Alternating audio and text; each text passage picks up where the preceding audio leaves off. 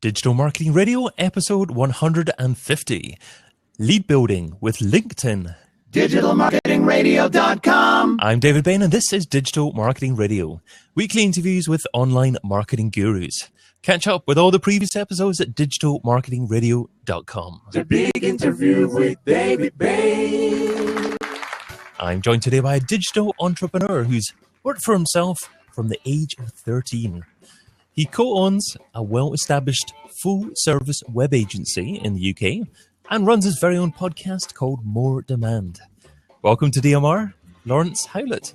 Hey, thanks for having me on the show. This is cool. I like this. Doing it live as well, and all those jingles. Wow, that is some awesomeness right there. So you reckon you're going to be moving More Demand onto Blab?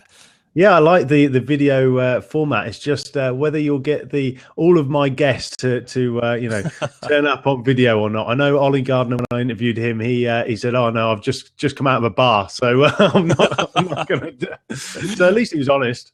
Well, you don't have to do them all like that, but it's fun to do, actually. It's obviously the majority of people listening here are people who are listening to their audio, possibly on their iPhones on the way to work. So if that's you, hi, and I hope you have a fun day or had a fun day. But with regards to the chap I'm speaking just now, you can find Lawrence over at newedge.co.uk. Is that the best website to give, Lawrence? Yeah, so New Edge is my digital agency. The web development side of things. We help service-based companies generate high value and high quality leads. So that's New Edge, and then, as you say, moredemand.co.uk is where I host the weekly podcast, a lot like Digital Marketing Radio. Great stuff. But the thing is, even if you cover the same topics, the style that every individual have is so different. So you end up getting your own passionate listeners about who is happy with the way that you do things yourself. So all the more podcasters, all the better, I say. Yeah, absolutely. And, we focus on service businesses that want to generate those high value leads. So, there's definitely a different spin on the even interviewing the same guest, I'm getting a different angle. So, yeah, definitely, there's plenty of space in the podcasting industry for all of us. So today we're going to talk a little bit about lead building with LinkedIn. So how effective, generally, is LinkedIn as a source of leads? Yeah, I mean, LinkedIn for me has been a real game changer, actually. It's taken, number one, it's allowed me to focus incredibly well on what I want to achieve in terms of who I want to speak to. Because with LinkedIn, we'll get into the tactics a little bit later on, but you really have to know who you want to search for. So number one, it allowed me to, really focus on who I want to do business with, and then produce the content that talks to them, relevant to them. So that's one of the things that LinkedIn has helped me do is focus. And that's been a real big game changer, because before maybe we had too much on the menu. We were trying to serve too many people, and we ended up not serving any of them. And just by doing LinkedIn, that focus has really, really changed the business for the better, because it's allowed us to serve the people that we can serve a lot better. So can any type of business use LinkedIn quite effectively, or is there only a certain type of business that it is best for? I think anyone that wants to generate, leads, it works really well for. I think in a retail space or most of B2C space, LinkedIn probably isn't going to work for you as well as it would in a B2B space, where, you want to go and headhunt particular people that you want to work with, clients that will make decisions, buying decisions online. They're the type of people that you want to get in contact with through LinkedIn. But I think in a retail space, or actually, LinkedIn will still work, but on a different way. So if you want to find affiliates, or if you want to find new suppliers for your e-commerce store, that's where it might work in a B2C space. But yeah, not finding end clients in B2C, that I don't think LinkedIn would work very well there. Okay. More to B2B, and that's understandable, certainly. So I'd love to know a little bit more about the process that you would use to actually try and drive leads. I mean, is it important, for instance, to actually have a pro subscription to take full advantage of what LinkedIn can offer?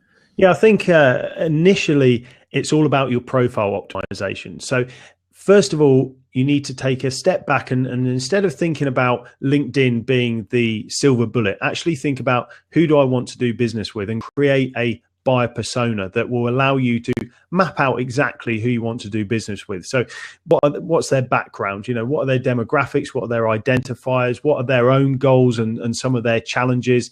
And that allows you to focus on the people that you want to find on LinkedIn. Once you've done that exercise of doing a buyer persona and you've matched that to one of your solutions, you can then go ahead and optimize your profile. And to optimize your profile, first of all, please have a good photograph. Just go and get it professionally done. None of this selfie images or anything like that. You want a professional grade photograph on there that makes you stand out from all of those dodgy photos that you see on LinkedIn. And I have a photograph because there are so many people that want me to actually add them, and they don't even have a photo. And if I don't know who they are and they don't have a photo, I'm certainly not going to add them as a contact. Yeah, I think that's really important, is you want to do business and people will buy from you. So to be noticed at a networking event, for example, I always check out the people that are going to the networking event. So I can go over and say, hi, Julian, hi, Pete, hi, whoever. I've already known who they are just because they've got a photo online. So profile optimization, definitely, get your photo on there. And your name should just be your name. I see so many people use their first and last name as a space to squeeze in, expert in XYZ, and don't do that. Use it in the in your heading tag that you can use on LinkedIn. That's the space to promote yourself. Just a job title. I've got a little formula that is your position in the company, and then I just do a / what do you do for who. So it's nice and easy. So for example, I'm founder owner. I help B2B companies generate leads online, something like that. A short little description formula for your profile. And then once you've done that, you're into the summary section of the profile. And really, so many people make a mistake straight away in the summary that they think it's about them. And you'd think my profile is about me, but actually it's not. It's about the person who's looking at it and how you can help serve them. So I like to change that description area, that profile about me section, to actually be about the customer. What is some of their challenges? Who have you done work with previously? Have you got a testimonial that you could share in there? And then what do you want them to do to take the next step to contact you, or maybe arrange that initial consultation? Or have you got a lead magnet like an ebook or a checklist that you could link to in your profile? That's such a high value real estate area that you can use to get people onto your website. So getting them out of LinkedIn and into your website. So really that profile optimization is the first point in that summary section. You can then go through, obviously adding your experiences, adding all of your portfolio elements, adding all your contacts, your groups, and really filling out that profile until it says expert level. And that, that's a LinkedIn formula. And what that's going to do, as soon as you hit expert level by filling in all of the different sections like the skills, the resources, etc., that's going to allow you to be found easier in the search results. So for example, if you're searching for digital marketer in LinkedIn, that's going to help you rank higher up. Okay, you offered so much value there. That was wonderful, and I love the fact that you started off with talking about optimizing your profile rather than actually talking about how to reach out to people. Because obviously, if people are finding you and finding you more often, then that's possibly even the better positioning, because then people are potentially actively contacting you rather than you reaching out to them. And obviously, if you're reaching out to them, then maybe it comes across as you're trying to sell them something. And most of the time, when people reach out to me on LinkedIn, people are talking about what they do. They don't appear to have put in any effort into actually finding out about what I do or me or what might appeal to me. Is that the kind of mistake that most people make in their messaging on LinkedIn? Yeah, absolutely. That's the first mistake that people, they send a connection request, and then as soon as it's accepted, they say, I do this, and this. Talk to me, pay me money. Yeah. And that is such, that is your sort of default setting to talk about yourself. Whereas actually you need to, understand who you're talking to, why you're talking to them, and how you can add value to their day and really help them solve their challenges. And that's going to, come from the first exercise of creating that buyer persona and knowing their challenges. In fact, what I do is a little play where I don't even talk about new edge at all or more demand. I don't do that at all until conversation number 6. So the first few conversations I have is all about my group on LinkedIn or my group on Facebook, depending on what I'm promoting, because I find with the more demand stuff, which is more digital marketing training and that thing, Facebook is a better play than LinkedIn, and people are more active in the groups. Whereas if I'm talking about website redevelopment or e-commerce, then LinkedIn is the place to do that. So what I do is I've set up a couple of different groups, and I'll actually sign off when I add a connection request as the UK B2B Digital Marketing Forum founder, rather than new edge web development, because then people they're thinking, oh, it's just going to sell to me. Which, at the end, obviously we're all on LinkedIn to connect with people, to, make profits not a dirty word. We're out there to make money, and we shouldn't be ashamed of that. And we need to make connections to be able to do that. But first of all, I definitely want to be able to add value. It's the same, any piece of content that I create or webinar that I host, or, even coming on today onto this podcast, the number one thing that I want to do is leave people with value, and then they can make a decision whether they want to contact me and take a conversation further. But as you said, the number one mistake is just to say, me, this is what I do, and you're forcing your marketing message, and it's a disruptive marketing message. Instead, you should take a step back and say, actually, we've got this group, some really good conversations going on there about your particular subject. Create a group that is around those set of challenges. So if you're in the construction industry, for example, don't create a group for your peers. Instead, create a group for the people that are buying your services and their challenges. So, for example, if they've got health and safety concerns in the construction industry, then let's create a group that's about health and safety law, and then we can invite those people into that group and start to have a conversation. But you're front of mind, and that's the play to start with. I love those two areas of focus there and the conversation we've had so far.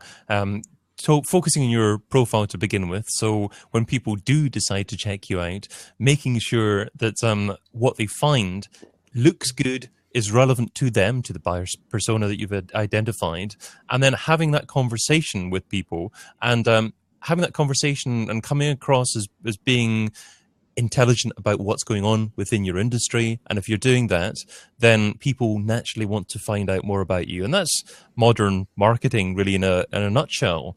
A lot of people still focus on, selling, paid advertising, drive people towards a funnel. But what about the people that want to find out more about who they're dealing with? And of course, there is an opportunity now to research before you buy, and most people are going to do that now. And unless you have a nice profile or some nice reviews online, then what's the point? You need to focus on what people are going to find about you when they search for your brand. I also like the fact that you talked about LinkedIn groups, and to be honest with you, that's something that I haven't really explored that much. Is that something, you mentioned that it's effective for web design, but not so effective for digital marketing. Are there some tips that you could give with regards to LinkedIn groups? Yeah, so with a LinkedIn group, the play is to get people in there that want to have real conversations. So I'm going to have a 2-minute rant, and that will be it. And my 2-minute rant is, please stop posting blogs, links to blog posts that have then 0 likes or 0 comments. There are groups full of it, absolutely full of it, and it drives me nuts. I mean, there are groups with 200,000 members, and all it is a list of blog posts that I have no interest in whatsoever. I've not joined this group to do that. I've joined it to have conversations, and really that's down to the group owners to make sure that they're setting the rules correctly for their group. And in my groups, you are not allowed to post a link to anything as the original article. You have to post it as a comment once someone has replied back. So for example, all I allow you to do is ask a question. So you've got a challenge and you're allowed to ask the group a question. So for example, in the UK B2B leadership forum, you might have a question around marketing automation. What marketing automation platforms can you recommend? And that's one of the conversations that's going on right now. And we're talking about Marketo, we're talking about Infusionsoft, and through that conversation, you are getting real conversations rather than just a link to 10 ways to optimize your blog.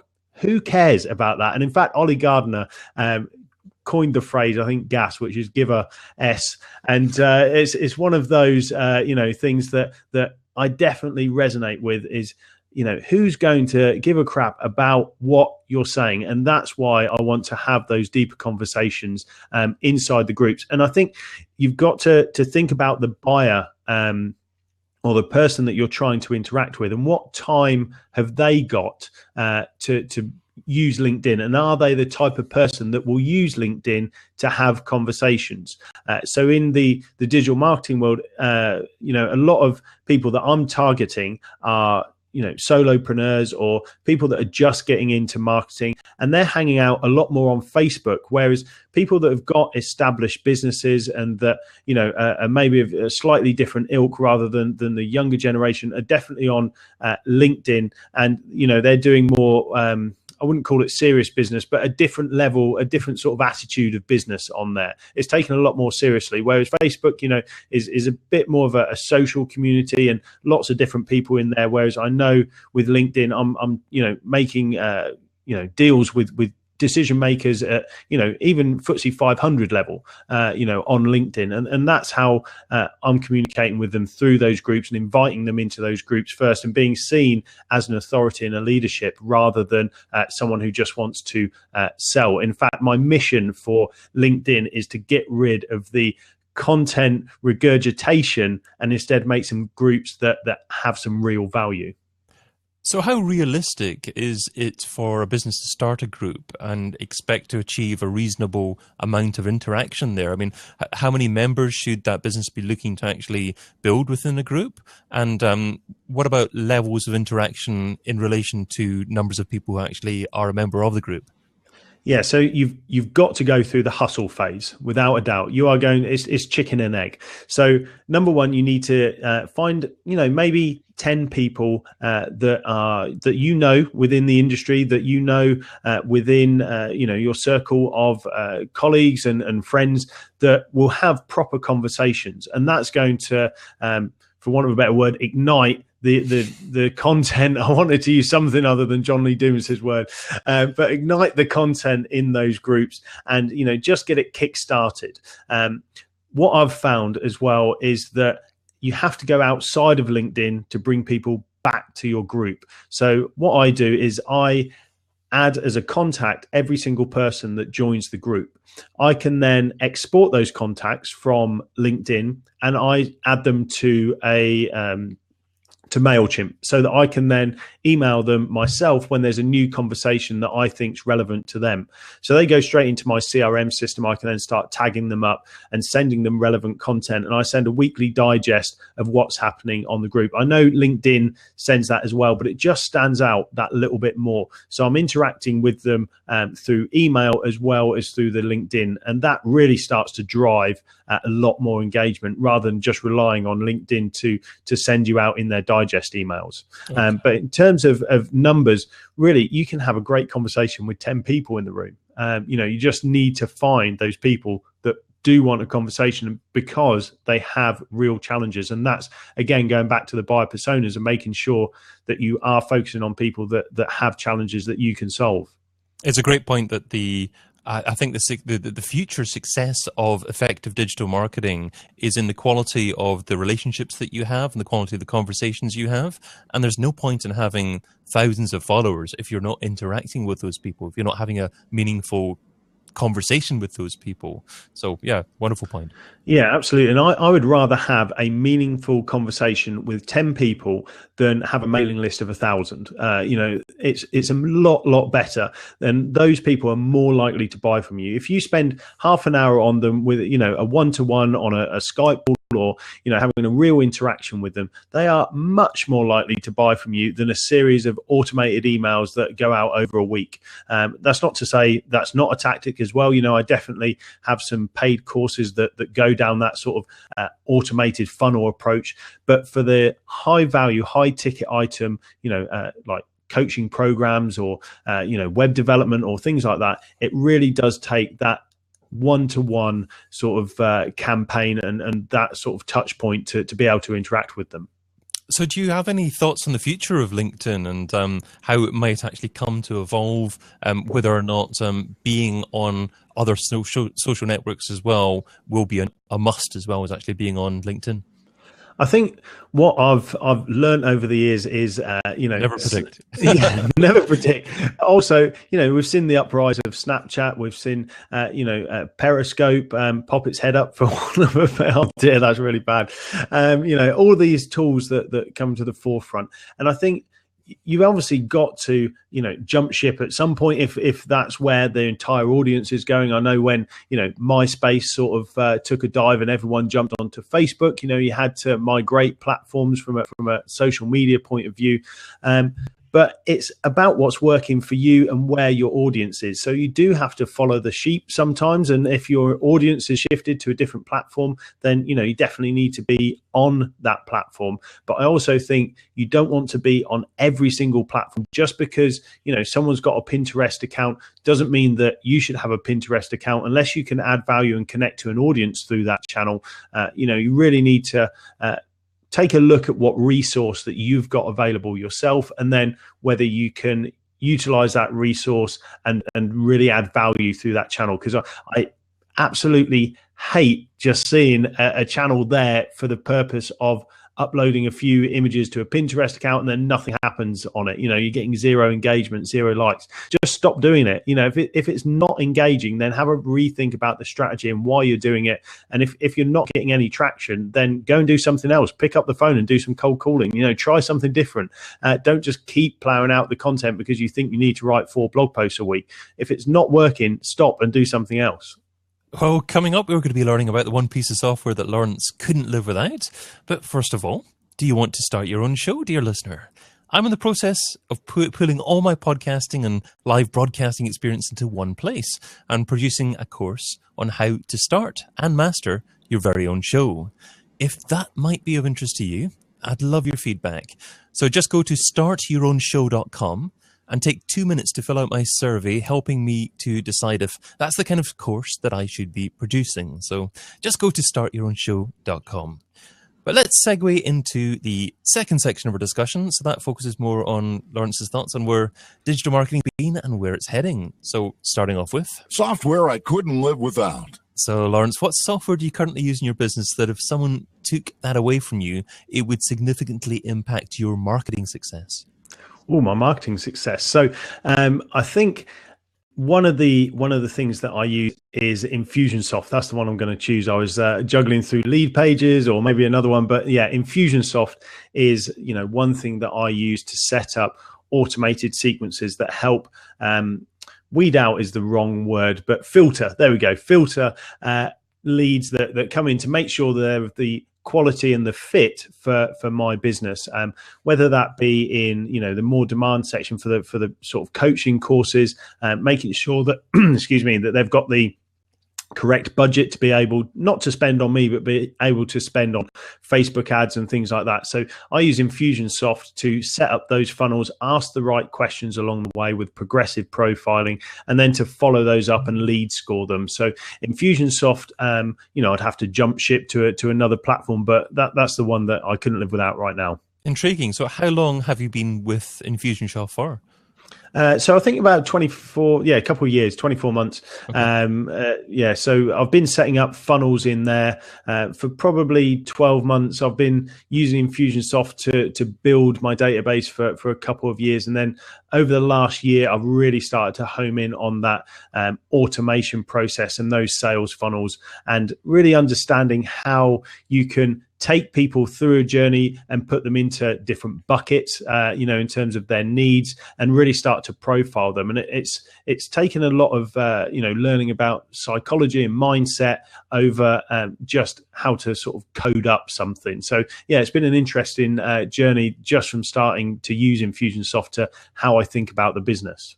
We've got a comment in the chat from See You on Top Marketer saying, is it just me, or did LinkedIn go downhill for business use after they downgraded their group functions? Have you got any thoughts on that, Lawrence?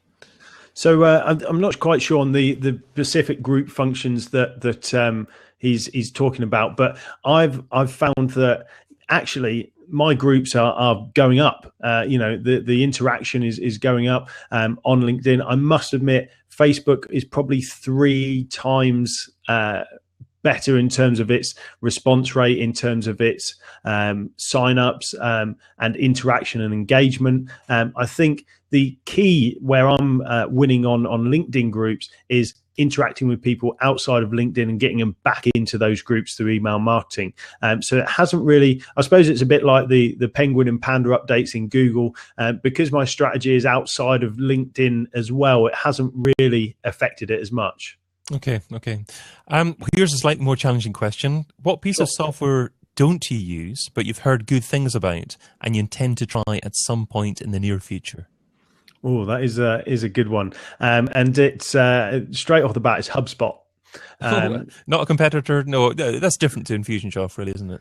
Yeah, I think, Hubspot is a completely integrated program. It's very heavily around the inbound marketing sort of tool set, and it really is a platform that I want to try out. And in fact, we're looking at becoming a Hubspot agency as well in their partner program.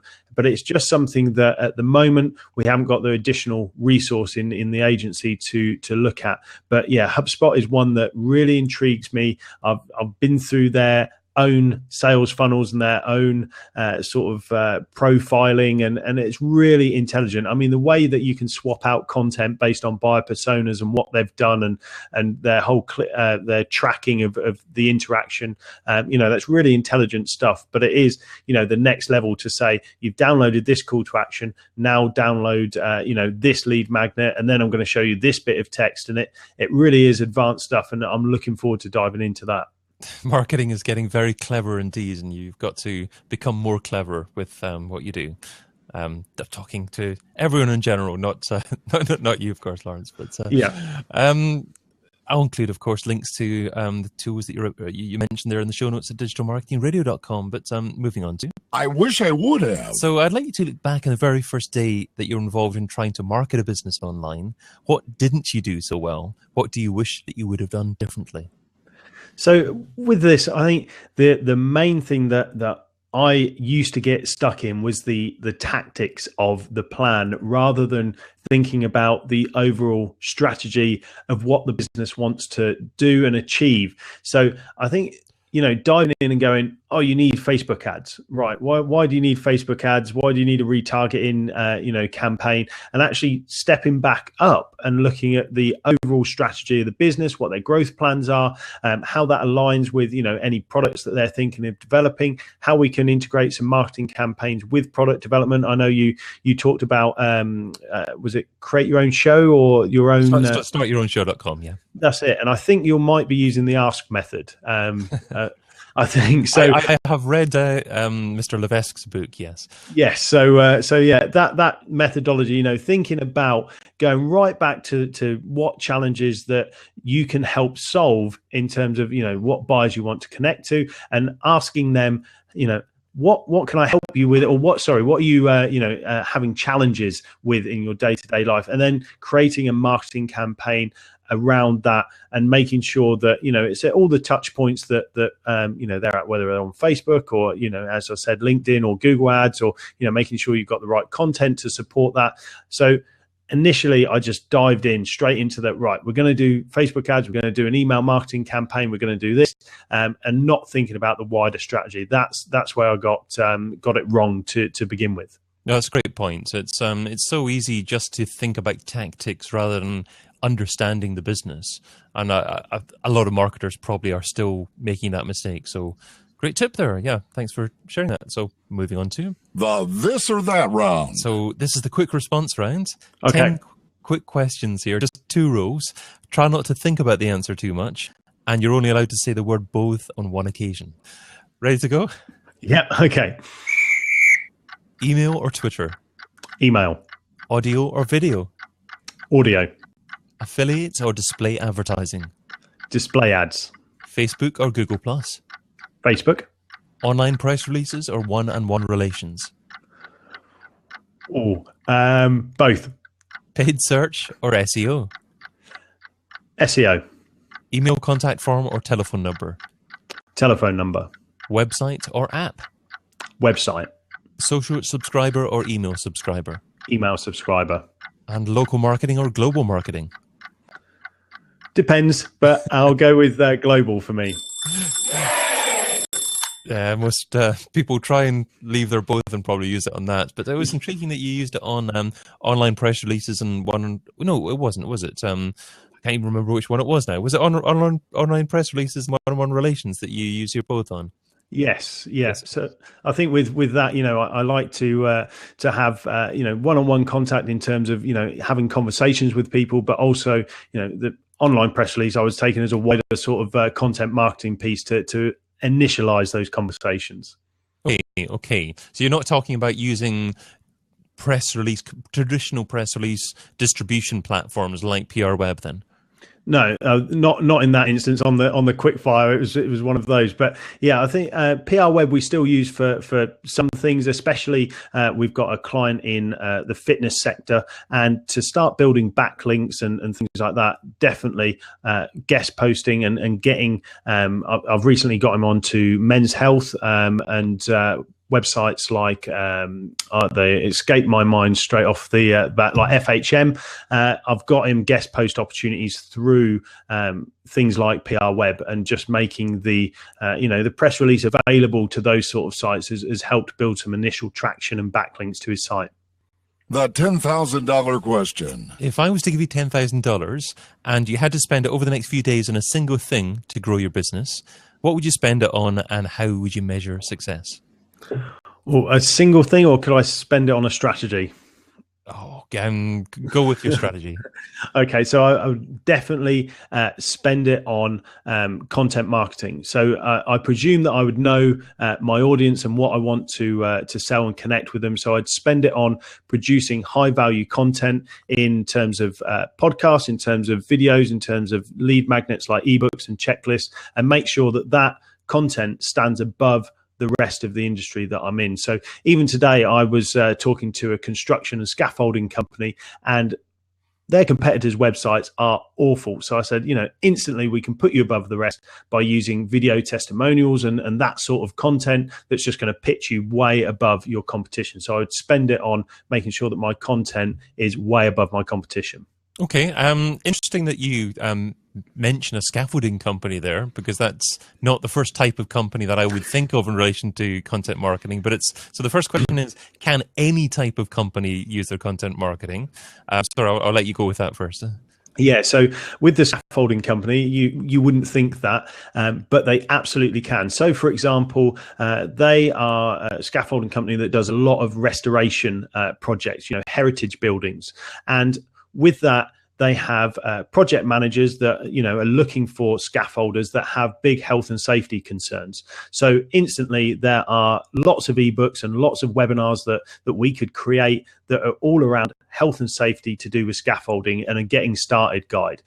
So are they clipped in? Are they wearing personal protection equipment? All of this sort of checklist stuff that we can present as an authority that makes us stand out from the crowd in terms of a website that goes, we do scaffolding. So instantly connects with that buyer and goes, hang on, these guys actually know what they're talking about, and I can download this and I can, start my journey to shortlisting a scaffolding company straight away. So there is definitely, any industry I think can use content marketing, even these so-called boring industries, maybe like scaffolding. There is, stuff that can connect with audience. And actually a lot of this content is internal already. You already have checklists for, scaffolding safety. So let's just make it public. It's as simple as that. And of course, if someone searches for something on Google, then there's an opportunity for content marketing there. Absolutely. Yeah. I mean, straight away, if they're looking for health and safety and scaffolding, we've got a whole resource. Well, we're building it currently, but, we've got a whole section there about that people can search for. And even if it's, even if it's a competitor, the way I said to the business owner was, if we can, create this health and safety thing that actually improves the industry in health and safety, then that's got to be a good thing, straight away. So, it's a two-pronged approach with that. Now, the second question was, how do you measure the ROI from a content marketing strategy like that? Yeah, it's sometimes a little bit difficult because there might be multiple touch points. So this is where a platform like Hubspot, where it's got closed loop reporting, would really sort of prove its worth. But if you're just using Google Analytics, you can set up some goal conversions to look at, if someone's downloaded a particular form, you can set it on the thank you page as a goal conversion. You can then track them through your funnel in terms of they'll obviously go into something like MailChimp, or they'll go into PRWeb, Constant Contact, Infusionsoft, whatever the platform is, and then you can start to track them through. And if they become a client, you can obviously track their lead source as well. So if they came through from the website or a Facebook ad, you can track the lead source as well. So that's how you start to prove your ROI of content. But the thing to not get had up on is to say, I'm going to write a blog post that needs to get 10 leads. It's not going to do that.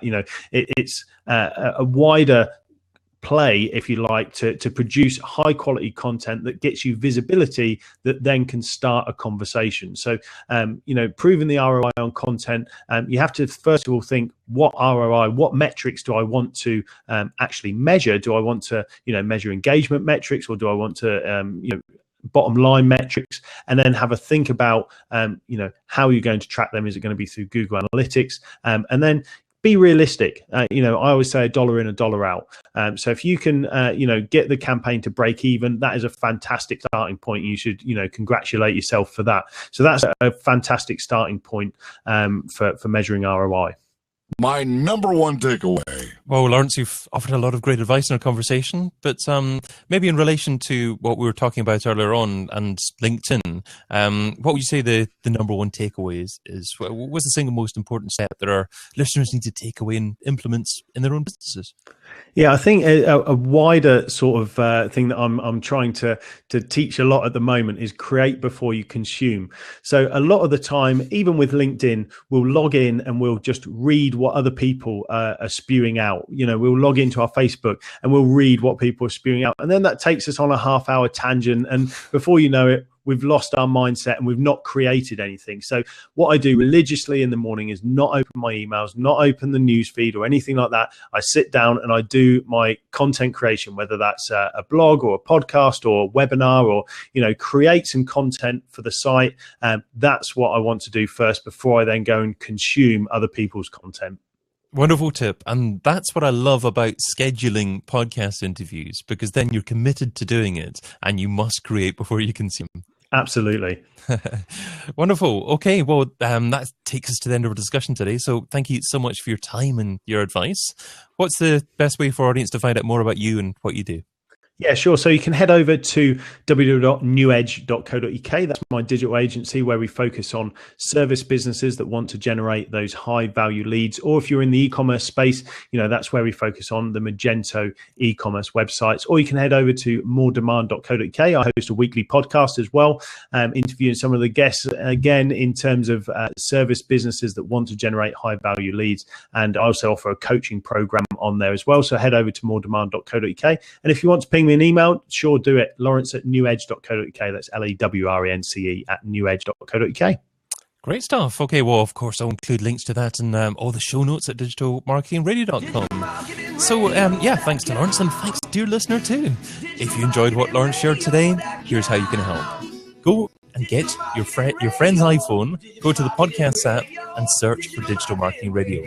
Click on the show, and then hit the subscribe button and make them listen too. Finally, I'm also hosting another live show every Friday called This Week in Organic. So head over to thisweekinorganic.com to find out more about that. But that's all for now. Until we meet again, adios, and thanks again for joining us, Lawrence. Great show. No problem.